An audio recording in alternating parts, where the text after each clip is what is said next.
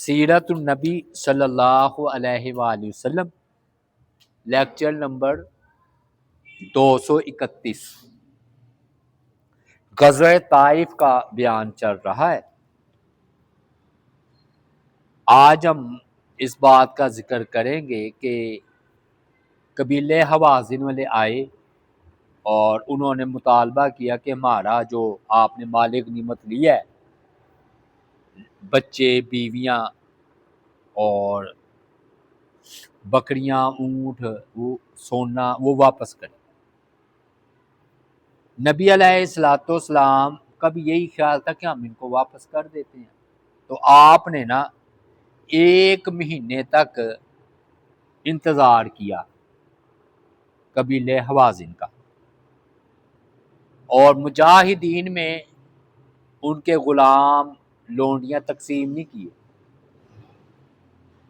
یہ فاتح لشکر کا حق ہوتا تھا کہ وہ جیسے مرضی تقسیم کرے، لیکن آپ صلی اللہ علیہ وآلہ وسلم نے چونکہ حلیمہ سعدیہ بھی ادھر کی تھی اور آپ نے ادھر دودھ بھی پیا تھا، 2 شریک سمجھ لیں قبیلہ تھا، تو آپ یہی چاہتے تھے کہ ان کو ہم واپس کر دیں۔ لیکن ہوا یہ کہ ادھر سے نہ کوئی اپیل ہوئی، نہ کوئی کوشش ہوئی، مہینہ گزر گیا، آخر آپ نے نا مجاہدین کا حق ان میں تقسیم کر دیا۔ جب حوازن کے بیوی، بچے، عورتیں مجاہدین میں تقسیم ہو گئے تو پھر 1 مہینے کے بعد 14 افراد پر مشتمل ایک وفد، جن کی قیادت جو ہے نا 2 سردار کر رہے تھے، ابو سرد اور زہیر، یہ دونوں قیادت کر رہے تھے، وہ آئے اور ان میں نا نبی علیہ السلام کا رضائی چاچا ابو برکان بھی تھے۔ انہوں نے حاضر ہو کر یہ خبر دی کہ ہم نے اسلام قبول کر لیا۔ یہ طائفی سے یا ہوا جہاں سے بھی وہ آئے ہیں، اور ہمارا وفد مسلمان ہے، اور ہم اپنے قبیلے کے اسلام کی خبر لے کر حاضر ہوئے ہیں کہ پچھلا قبیلہ بھی ہمارا مسلمان جو ہے نا وہ ہو چکا ہے۔ تو پھر انہوں نے اپنے قیدی رہا کرنے کی التجا کی۔ بڑی انہوں نے اچھی تقریر کی کہ اللہ کے رسول، یہ جو آپ کے کیمپ ہیں مجاہدین کے، ان میں آپ کی خالہ، پھوپھیاں، آپ کی پرورش کرنے والی بہنیں ہیں جو آپ کو اپنی گود میں کھلاتی رہی ہیں، وہ مائیں ہیں جنہوں نے آپ کو دودھ پلایا ہے اور آپ کو پالا پوسا ہے۔ اے اللہ کے رسول، میں نے آپ کو اپنے قبیلے میں دودھ پیتے ہوئے دیکھا ہے، آپ اس وقت بہترین دودھ پینے والے تھے، اور جب آپ کا دودھ چھڑایا گیا تو اسے کہتے ہیں فطیم، تو آپ بہترین دودھ چھوڑنے والے تھے، اور آپ جب جوان ہوئے تو آپ سے بہتر جوان ہم نے نہیں دیکھا، اور جب آپ بچے تھے تو آپ کے ننھی منی حرکتوں سے ہم باغ ہو جایا کرتے تھے، یعنی کہ آپ اس وقت بھی بڑے خوبصورت، حسین و جمیل تھے۔ اب آپ ہم پر احسان فرمائیں اور یہ قیدی جو ہے نا، جن میں آپ کی خالہ، پھوپھیاں ہیں، ان کو آپ آزاد کر دیں۔ نبی علیہ السلام نے ان کی تقریر سنی تو فرمایا کہ میں نے تمہارا انتظار کیا تھا، مجھے یقین ہو گیا کہ تم نہیں آؤ گے، اب میں قیدی تقسیم کر چکا ہوں اور مجاہدین اپنے اپنے حصے کے قیدی اپنے قبضے میں کر چکے ہیں۔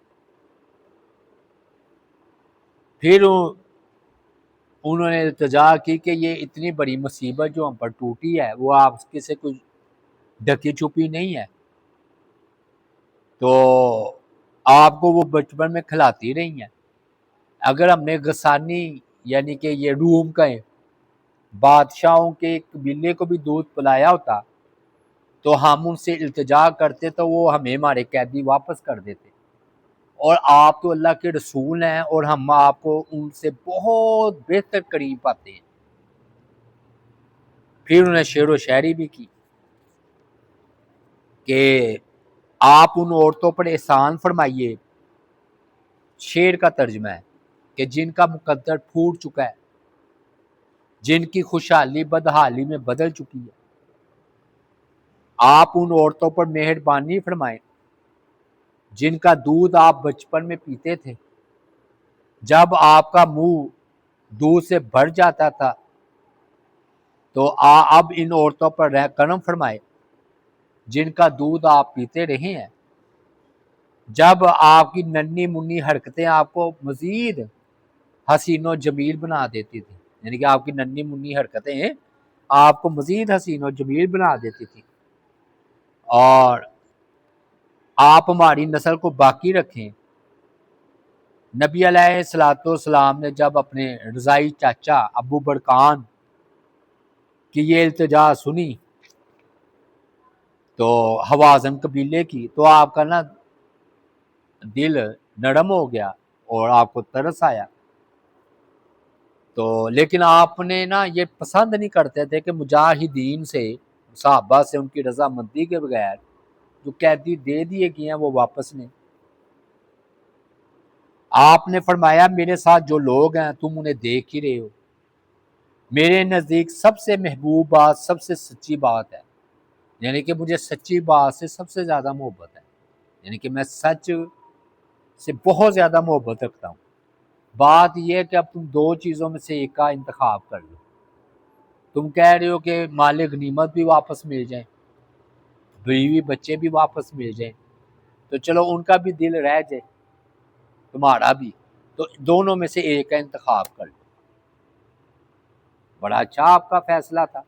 انہوں نے کہا آپ ہمیں نا مہلت دے سوچنے کی، پھر الگ ہوئے اور مشورہ کیا، 14 افراد تھے نا، تو ان کو یہ بات یقیناً پتہ چل گئی کہ دونوں میں سے ایک کا انتخاب کرنا ہوگا، یہ نہیں کہ دونوں ہی مل جائیں، یا بیوی بچے لے لو یا اونٹ بکریاں اور سونا چاندی لے لو، آخر پتہ ہے اولاد زیادہ پیاری ہوتی ہے بیوی بچے۔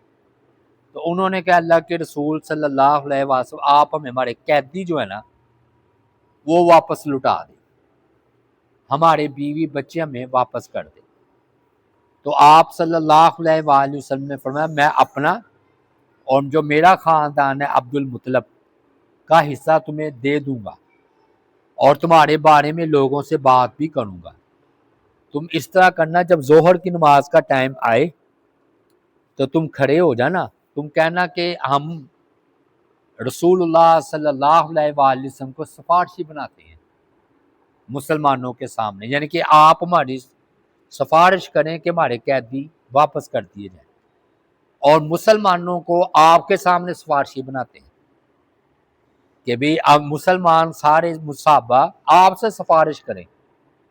یہ آپ بتا رہے ہیں ان کو طریقہ، آپ خود بتا رہے ہیں کہ مسلمان نبی علیہ الصلوۃ والسلام کو سفارشی بنائیں کہ ہمارے قیدی ہمیں واپس لٹا دیں۔ ایسے ہی ہوا، نماز ظہر کا ٹائم ہوا، آپ نے نماز ظہر ادا کی، انہوں نے بھی نماز پڑھی، مسلمان تو ہو چکے تھے، وہ سامنے آگے نبی علیہ الصلوۃ والسلام کے امامت والی جگہ پر، اور عرض کرنے لگے کہ ہم مسلمانوں کو رسول اللہ صلی اللہ علیہ وآلہ وسلم کی سفارش ڈالتے ہیں، اور رسول اللہ صلی اللہ علیہ وآلہ وسلم کے سامنے مسلمانوں کو بطور سفارش پیش کرتے ہیں، مہربانی کر کے ہمارے قیدی ہمیں واپس کر دیے جائیں۔ تو نبی علیہ الصلوۃ والسلام نے فرمایا میں باخوشی اور میرا خاندان عبد المطلب تمہیں تمہارے قیدی واپس کرتے ہیں۔ آپ کی یہ دریا دلی دے کر انصار فوراً اٹھے اور بولے ہمارا حصہ اللہ کے رسول کے سپرد ہے، یعنی کہ ہم بھی اپنا قیدی آپ کے حوالے کرتے ہیں۔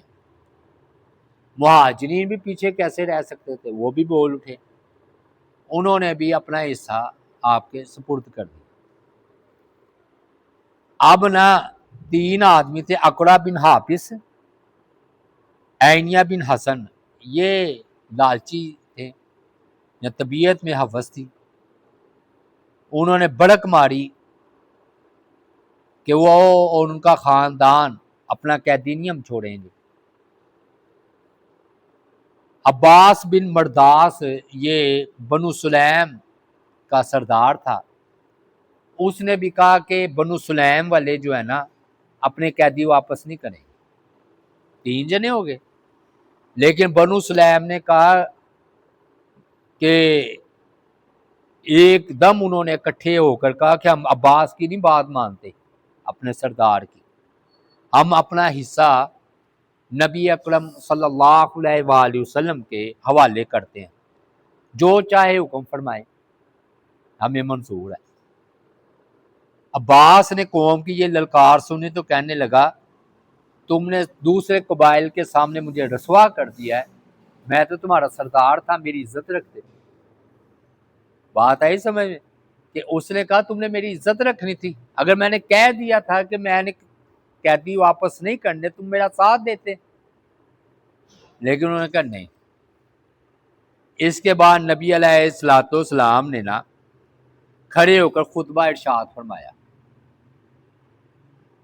اللہ تعالیٰ کی حمد و ثنا بیان کی، بھی فرمایا تمہارے یہ بھائی توبہ کر کے تائب ہو کر تمہارے پاس آئے ہیں، میری رائے یہ ہے کہ ان کے قیدی نے کے حوالے کر دو، تم میں سے جو شخص دل کی خوشی سے جو اس کو پسند ہو تو وہ قیدی واپس کر دے، اور جو کوئی یہ پسند کرتا ہو کہ اس کا حصہ باقی رہے تو پھر ایسا کرتے ہیں قیدی وہ واپس کر دے، اس کے عوض ہم اسے آئندہ جو مال غنیمت میں سے ہر قیدی کا معاوضہ اسے دے دیں گے۔ اور آپ نے ایک قیدی کا معاوضہ 6 اونٹ مقرر فرمایا کہ فتوحات ہوں گی نا، مال غنیمت آئے گا تو 6 اونٹ ہم اس کو دیں گے۔ تو جب انہوں نے صحابہ نے دیکھا کہ نبی علیہ الصلوۃ والسلام کی خوشی اس بات میں ہے کہ قیدی واپس کر دیے جائیں، چنانچہ رسول اللہ صلی اللہ علیہ وآلہ وسلم نے فرمایا ہمیں معلوم نہیں ہو رہا کہ تم میں سے کس نے اجازت دی اور کس نے نہیں دی، یعنی کہ کون دل کی خوشی سے قیدی واپس کر رہا ہے، کون نہیں کر رہا، ہمیں کوئی پتہ نہیں چل رہا۔ ایک واز تو کہہ رہے ہیں کہ ہم واپس کرتے ہیں، لیکن کس کی دل کی خوشی ہے کس کی نہیں ہمیں پتہ نہیں چل رہا۔ تو آپ نے نا فرمایا تم لوگ واپس چلے جاؤ، اور ہر قبیلے کے سردار اپنے اپنے جو ہے نا قبیلے کے افراد کی رضامندی معلوم کر کے مجھے اطلاع دے۔ تو آپ نے مزید اعلان فرمایا کہ جو اپنے حصے پر قائم رہنا چاہے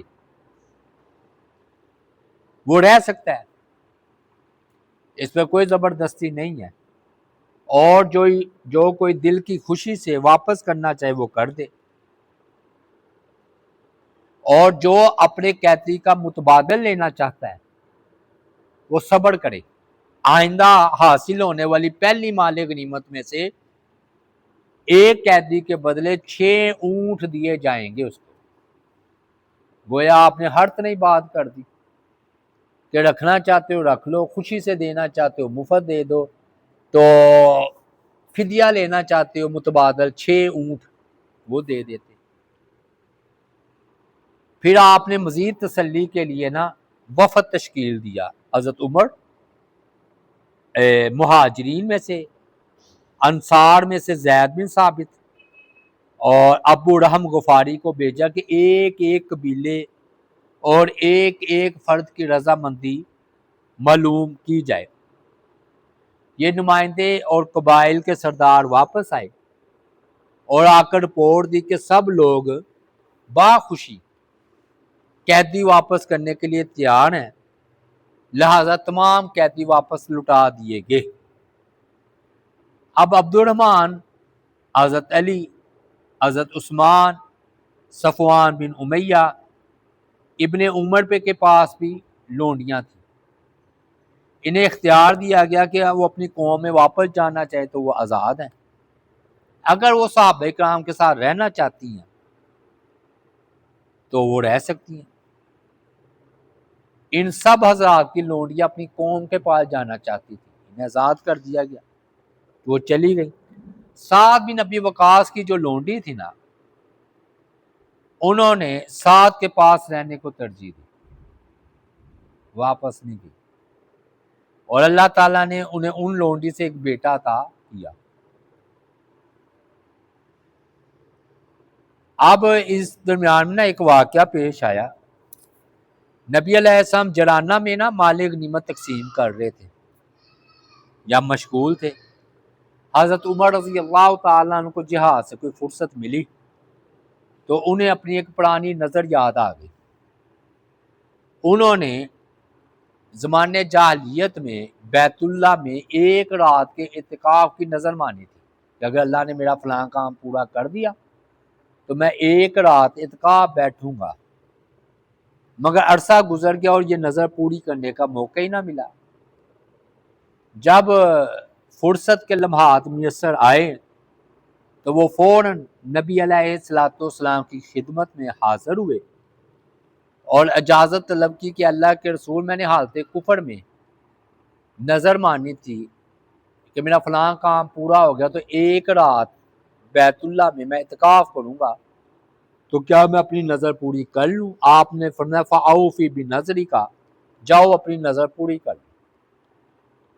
اس سے کئی مسئلے ویسے ثابت ہو رہے ہیں. ایک یہ کہ کافر بھی اعتکاف بیٹھتے تھے، حالت کفر میں تھے نا، اور بیت اللہ میں اعتکاف بیٹھا جاتا تھا، اور ایک رات کا بھی اعتکاف ہے، اور نظر کا ہو تو اس کو پورا بھی کیا جا سکتا ہے. اب حضرت عمر اعتکاف میں بیٹھے ہوئے تھے تو انہوں نے لوگوں کا شور سنا. وہ شور، وہ قیدی کہہ رہے تھے کہ ہمیں نبی علیہ السلام نے آزاد کر دیا. حضرت عمر نے پوچھا کیسی آزادی؟ انہوں نے جواب دیا کہ نبی اکرم صلی اللہ علیہ وآلہ وسلم نے تمام لوگوں کی لونڈیاں آزاد کر دی. حضرت عمر کو بھی نا نبی علیہ السلام نے جو مال خمس ملا تھا نا، 5واں حصہ آپ کے نام تھا، توفتاً آپ نے حضرت عمر کو ایک لونڈی دی تھی. انہوں نے فوراً اتباع رسول کرتے ہوئے اپنی لونڈی کو آزاد کیا، اور عبداللہ اپنے بیٹے کو بھی حکم دیا کہ اپنی لونڈی بھی آزاد کر دو. یہ جذبہ تھا کہ اگر آپ نے آزاد کر دی ہے تو ہمیں بھی آزاد جو ہے وہ کر دینا چاہیے.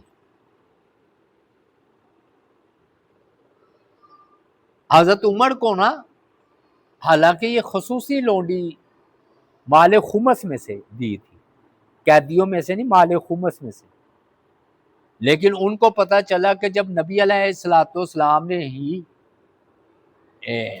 خوشی اس میں ہے آپ کی کہ آزاد کر دیا جائے، اور آپ کے دودھ پیتے یعنی کہ قبیلہ ہے، تو انہوں نے اپنے بیٹے کو بھی کہا کہ یہ آزاد کر دو، تو ان کے بیٹے نے بھی اپنے حصے کی لونڈی جو ہے وہ آزاد کر دی. سیرت کا آج ہو رہا ہے، کل چھٹی ہوگی نا تو اس لیے. حضرت عثمان کی لونڈی کا بھی حال سن لیں. حضرت عثمان کو نا جو لونڈی ملی تھی، ظاہر تعلقات قائم کر لی انہوں نے، ظاہر یہ ہوتا ہے، تعلقات قائم کر لی. جب نبی علیہ السلام نے حکم دیا یا مشورتاً کہا کہ لونڈیاں آزاد کر دو، جو ہی قبیلہ حوازن کی، تو عثمان کی لونڈی بھی اپنے خامند کے پاس چلی گئی واپس. تو اس کو نا اپنے قبیلے کی محبت اور رشتہ داری کی طرف نے اسے مجبور کر دیا، وہ اپنے قبیلے کے ساتھ چلی گئی. پھر وہ اپنے نا کافی عرصے بعد حضرت عمر یا حضرت عثمان کا دور خلافت تھا، یا حضرت عثمان ہی خلیفہ تھے، ان کی حکومت میں مدینہ منورہ آئی عثمان کی لونڈی، جن کو انہوں نے آزاد کر دیا تھا، اپنے شوہر کے پاس وہ چلی گئی تھی۔ اب وہ عثمان غنی رضی اللہ تعالیٰ عنہ سے ملاقات کرنے آئی، خلیفہ تھے اس وقت۔ انہوں نے جب دیکھا اس کے خاوند کو تو چونک پڑے اور حیرت سے پوچھا تیرا بھلا ہو، اس خاوند کی خاطر تو نے مجھے چھوڑا ہے؟ نہ شکل نہ صورت نہ مال، وہ بالکل بد صورت سا تھا۔ تو انہیں حیرت ہوئی کہ مجھ پر تم نے اپنے اس خاوند کو ترجیح دی ہے، نہ شکل نہ صورت نہ مال نہ دولت، جبکہ یہ دونوں حضرت عثمان بہت خوبصورت تھے اور مالدار بھی تھے۔ اس نے بڑی معصومیت سے جواب دیا جی ہاں، مجھے میرا خاوند بہت عزیز ہے کیونکہ یہ میرے چاچے کا بیٹا ہے۔ گویا اسے اپنے خاندان کی محبت ہر چیز سے زیادہ عزیز تھی۔ آج بھی ایسا ہی ہوتا ہے، جیسا مرضی نکما بھتیجا ہو کوئی ہو، کہتے بھائی ادھر ہی شادی کرنی۔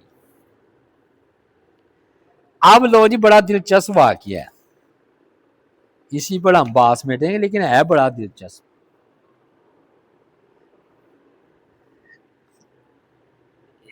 ہوا یہ کہ نا آپ نے اعلان کیا کہ جو قیدی آزاد کرنا نہیں چاہتا قبیلہ حوازن کا، تو کوئی بات نہیں، کر دے آزاد، ہم اسے 6 اونٹ دیں گے مالک غنیمت جب آئے گا، ذرا صبر کرے، جنگ ہوگی، مالک غنیمت آئے گا تو اس کو ہم 6 اونٹ دیں گے۔ مگر نہ کئی لوگوں نے یہ پیشکش ٹھکرا دی کہ ہم نے نہیں 6 اونٹ لینے۔ ان میں سے نا عینیہ بن حسن بھی تھا، عینیہ بن حسن، اس نے کہا نہیں، میں نے نہ قیدی واپس کرنا نہ 6 اونٹ لینے، میں زیادہ لوں گا۔ اب نہ اس نے نہ قیدیوں میں سے ایک نہ بوڑھی عورت کا انتخاب کیا۔ اس کا خیال تھا کہ یہ بزرگ خاتون ہے، اس کے بچے جان لڑا کر نہ مجھے بہت زیادہ فدیہ دے کر اپنی ماں کو چرا لیں گے۔ تو عینیہ جوان اور خوبصورت لونڈیوں کو چھوڑ کر ایک بڑھیا جو کہ 50-60 سال کی ہوگی، اس کو پکڑ کر بڑا خوش تھا، اور دل میں بڑا خوش ہو رہا تھا کہ اس کو بڑا ایک خزانہ ہاتھ لگ گیا۔ اسی دوران واقعی ایسے ہی ہوا، بڑھیا کا بیٹا آ گیا۔ اس نے عینیہ کو کہا 100 اونٹ، کہاں 6 اونٹ کہاں 100 اونٹ لے لو اور میری والدہ کو آزاد کر دو۔ اب اس کو ہوس زیادہ تھی، اس نے بڑے تکبر والے فخری انداز میں کہا مجھے کوئی ضرورت نہیں 100 اونٹ کی، قیمت بڑھاؤ اور اونٹ بڑھاؤ۔ اس نے بڑی بے دردی سے نا یہ پیش کر ٹھکرا دی کیونکہ اس سے زیادہ کی امید تھی۔ اور ماں نے یہ منظر دیکھا نا، بڑھیا نے، اس نے اپنے بیٹے کو کہا ارے بیٹا کیوں 100 اونٹ ضائع کر رہے ہو، تھوڑا صبر کر، یہ بغیر کچھ لیے ہی مجھے رہا کر دے گا، میرے اندر کیا ہے، نہ میں جوان ہوں نہ کچھ ہوں۔ عینیہ نے یہ گفتگو سنی ماں بیٹے کی تو سچ پٹا گیا، یہ کیا ہوا، اور لگا واہ ویلا کرنے، ہائے میں تو لٹ گیا، میرے ساتھ تو بڑا دھوکا ہوا ہے، یہ بڑھیا تو خود ہی کہہ رہی ہے کہ خود ہی کرے گا، واقعی کس کام کی ہے۔ کچھ دیر گزری تو بڑھیا کا بیٹا وہاں سے گزرا، پھر میں کہا واقعہ بڑا دلچسپ ہے۔ تو عینیہ کو نا اپنی غلطی کا احساس ہوا، فوراً اٹھا اس کے بیٹے کو دیکھو اور یہ کہتا ہے کیا تم اپنی آفر پر قائم ہو 100 اونٹ کی؟ بیٹا بولا اب تو میں تمہیں 50 اونٹ دوں گا۔ کتنے؟ 50 آدھے، میں 50 سے زیادہ نہیں دے سکتا، اگر قبول ہو تو بڑھیا کو چھوڑ دو۔ عینیہ 100 کا تھا متلاشی، وہ بھی ڈٹ گیا. اس نے کہا اس تعداد پر 50 کی تعداد پر تو بالکل نہیں، بھاگو. وہ چلا گیا بیٹا. اینیا نے نا دوسری بار بڑھیا کے بیٹے کو واپس کر دیا تھا. اس نے 50 لگایا، اس نے کہا نہیں، مگر اندر اندر نا ہوس پشیمان ہو رہا تھا، اس کی مرادیں پوری نہیں ہو رہی تھی. ابھی چند لمحے ہی گزرے تھے کہ بڑھیا کا نا بیٹا دور سے گزرتا ہوا دکھائی دیا، وہ کوئی دوسری طرف جا رہا تھا. اب یہ اینیا تیزی کے ساتھ اس کے پاس پہنچا اور کہا لاؤ 50 اونٹ ہی لو، بڑھیا اپنی لے جاؤ.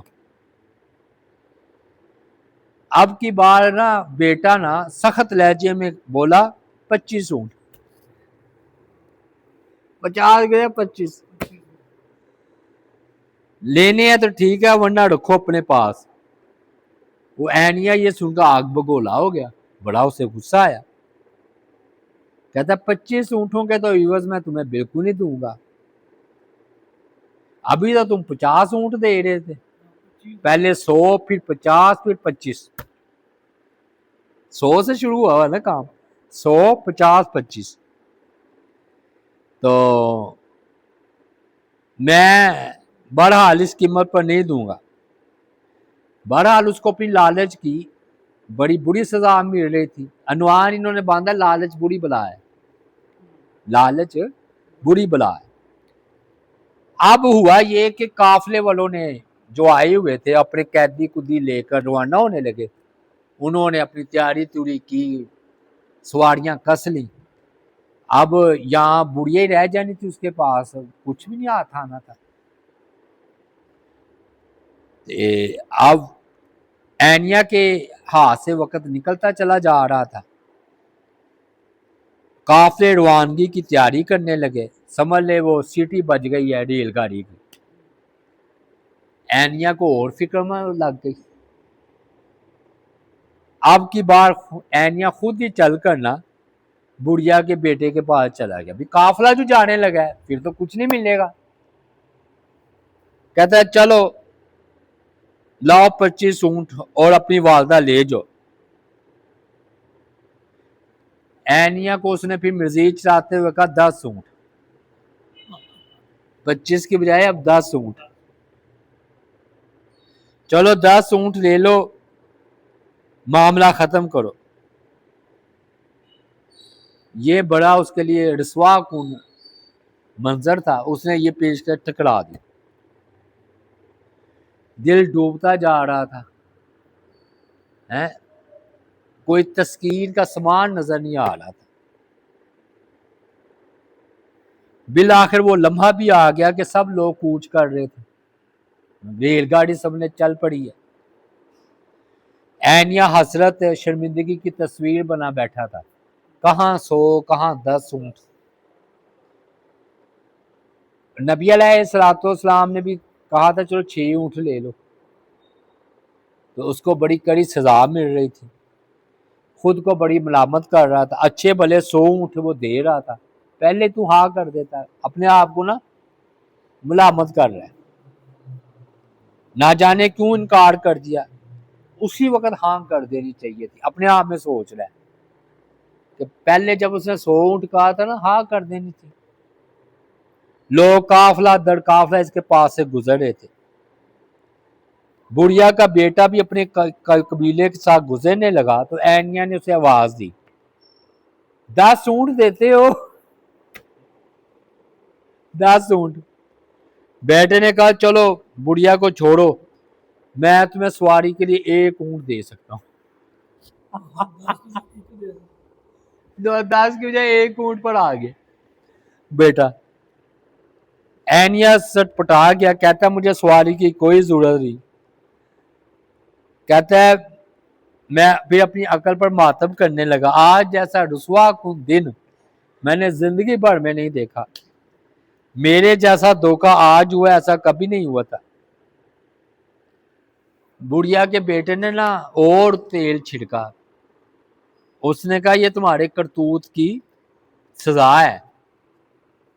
جو تم نے حسین جمیل خوبصورت نوجوان لونڈیوں کو چھوڑ کر ایک بڑھیا کا انتخاب کیا جس کی جوانی کی بہاریں جا چکی ہیں، بچوں کی پیدائش سے وہ فارغ ہے، جس کے منہ کی ٹھنڈک ختم ہو چکی ہے، اس کا خامد دنیا سے جا چکا ہے، اب پچھتاوے کیا ہو جب چگے چڑیاں کھیل۔ یہ ان کو سنا رہا ہے۔ بوڑھی آئینیا نے بڑی مایوسی سے کہا جاؤ ہاتھ جوڑ کر لے جاؤ بڑھیا کو، میں ایک اونٹ لے کر کیا کروں، تمہیں اللہ برکت نہ دے۔ پڑھوتے ہوئے نا ایسے نہیں جیسے عورتیں نہیں بیان کرتی، اللہ تمہیں برکت نہ دے، لے جاؤ، مجھے اس کی ضرورت نہیں۔ اچھا ہے ہاں یہ نا بہرحال وہ قیدی نہیں جو اس کو۔ تو آگے اب دیکھیں وہ اینیا کیا کہ اس کو سن کر نا اینیا کی بات، لڑکا کیا کہتا ہے بڑھیا کا، کہتا ہے نبی علیہ الصلوۃ والسلام نے تمام قیدیوں کو ایک ایک سوٹ دیا تھا، یہ بڑھیا غلطی سے محروم رہ گئی ہے، کیا تم اسے روانہ کرتے ہو ایک لباس بھی نہیں دو گے؟ الٹا لباس دو۔ اینیا کہتا ہے غصے سے اللہ کی قسم میرے پاس دینے کو کچھ نہیں، مگر بیٹا بھی ضد کر رہا تھا، دیکھو سب لونڈیوں کے پاس ایک ایک سوٹ ہے، حتیٰ کہ اینیا نے نا اپنی چادر جو اپنے اوپر پڑی تھی وہ دے کر جان چھڑائی۔